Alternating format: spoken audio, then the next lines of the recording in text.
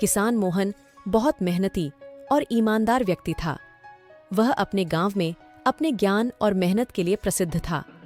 हर साल उसकी फसलें बहुत अच्छी होती थीं, जिससे गांव वाले उसकी बहुत इज्जत करते थे। एक दिन मोहन जब राज्य का कर जमा करने राजमहल गया तो उसने देखा कि महाराज बहुत चिंतित हैं। राजकोष खाली हो रहा था और महाराज के मंत्री कर बढ़ाने की सलाह दे रहे थे। मोहन ने उनकी बातें सुनी और सोचा कि कुछ करना चाहिए। उसने महाराज से कहा, महाराज, मैं आपकी समस्या का समाधान कर सकता हूँ। महाराज ने हंसते हुए कहा, तुम एक साधारण किसान हो, तुम क्या कर सकते हो? मोहन ने उत्तर दिया, मेरे पास एक जादुई मटका है जो हर रोज एक सोने का सिक्का देता है। महाराज को विश्वास नहीं हुआ, लेकिन मोहन ने कहा, अगर आप मुझ पर विश्वास करें तो मैं यह मटका आपको दे सकता हूँ, लेकिन इस मटके को एक विशेष स्थान पर रखना होगा जो साफ और सुरक्षित हो। महाराज ने तुरंत अपने सैनिकों को आदेश दिया कि वे राजमहल के बगीचे में एक विशेष स्थान तैयार करें। सैनिकों ने मेहनत से बगीचे को साफ किया और वहां एक सुरक्षित स्थान बनाया। मोहन ने अपना जादुई मटका वहां रख दिया। कुछ दिनों बाद महाराज ने बगीचे में जाकर देखा कि मटके में कोई सोने का सिक्का नहीं था। उन्होंने मोहन को बुलाया और कहा, तुमने हमें धोखा दिया। मोहन ने कहा, महाराज, मटका सही से काम करने के लिए और तैयारी की आवश्यकता है। अगर बगीचे में नियमित रूप से पानी दिया जाए और उसकी सफाई की जाए तो मटका सोने के सिक्के देने लगेगा। महाराज ने सैनिकों को बगीचे की देखभाल करने का आदेश दिया। कुछ हफ्तों बाद मोहन ने देखा कि बगीचा हरा भरा हो गया है और वहां फूल खिलने लगे हैं। महाराज ने फिर से बगीचे का निरीक्षण किया और पाया कि मटका अभी भी सोने का सिक्का नहीं दे रहा था।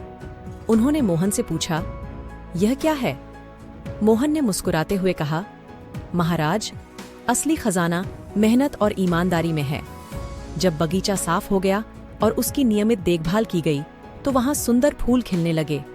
इन फूलों को बेचकर अच्छा मुनाफा होगा, जिससे राज्य का खजाना भर जाएगा। महाराज को मोहन की बात समझ में आई और उन्होंने मोहन को अपना सलाहकार बना लिया।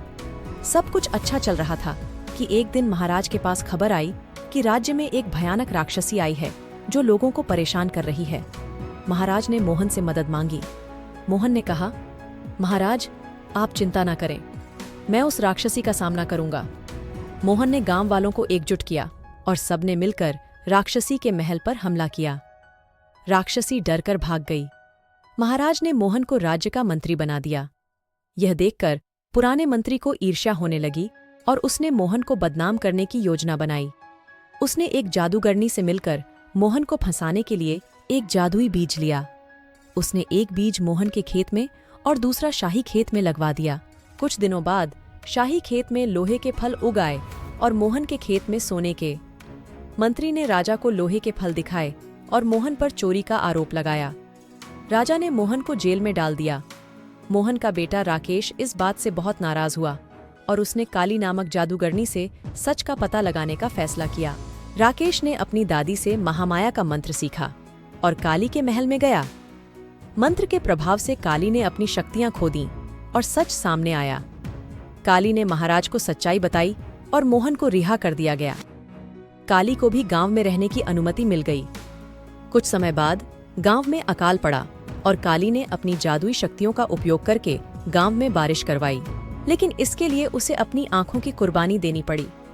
गांव वालों ने काली के बलिदान को कभी नहीं भुलाया और गांव का नाम कालीपुर रख दिया। इस कहानी से यह सीखने को मिलता है कि असली जादू मेहनत, ईमानदारी और सच्चाई में होता है।